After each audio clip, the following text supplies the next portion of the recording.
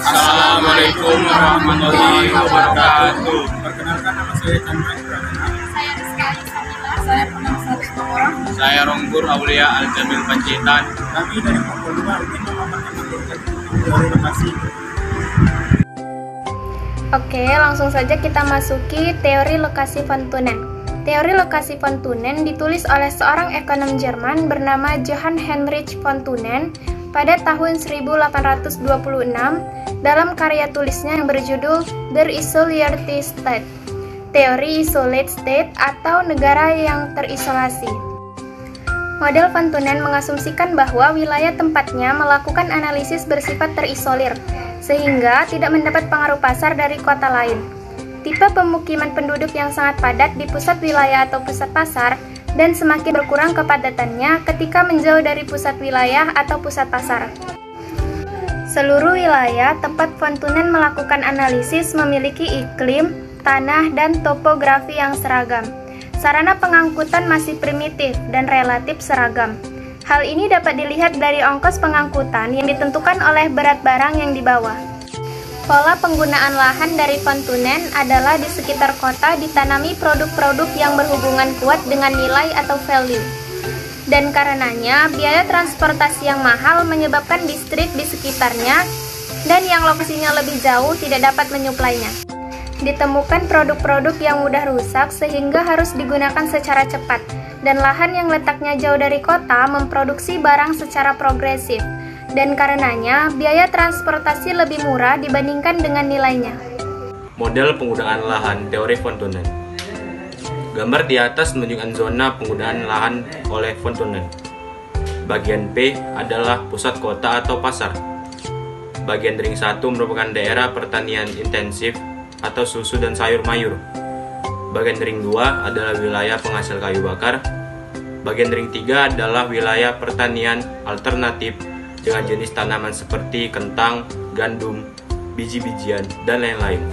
Ring 4 merupakan daerah yang digunakan untuk tanaman dengan rotasi tahunan 6-7 tahun dan ternak.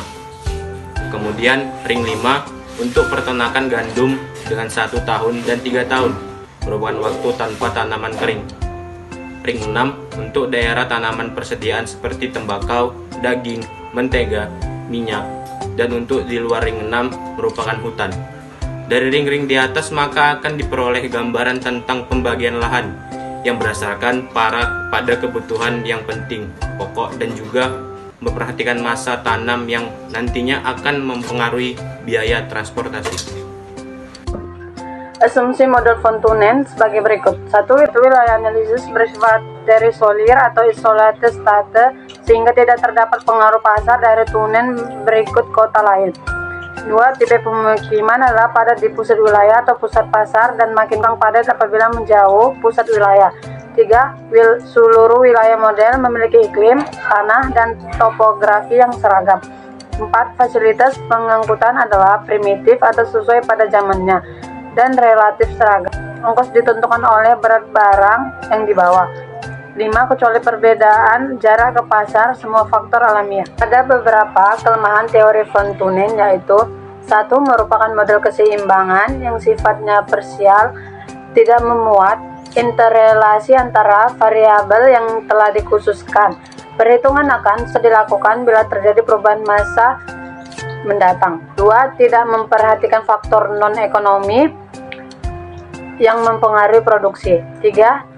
Tidak memperhitungkan perbedaan luas perusahaan pertanian atau luas pasaran yang tak menghasilkan ekonomi berskala produksi atau pasaran yang bersangkutan sehingga dapat merusak zona guna lahan.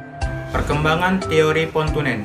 Perkembangan dari teori von Thunen selain harga tanah yang tinggi di pusat kota dan makin menurun bila makin jauh dari pusat kota, tetapi juga harga tanah yang tinggi pada jalan-jalan utama dan makin rendah bila menjauh dari jalan utama.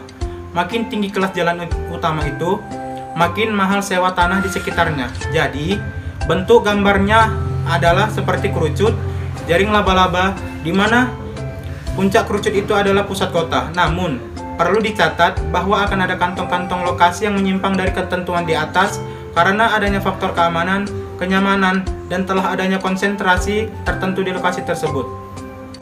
Demikianlah pemaparan materi dari kami. Semoga bermanfaat. Kami akhiri. Wabillahi taufiq wal hidayah. Wassalamualaikum warahmatullahi wabarakatuh.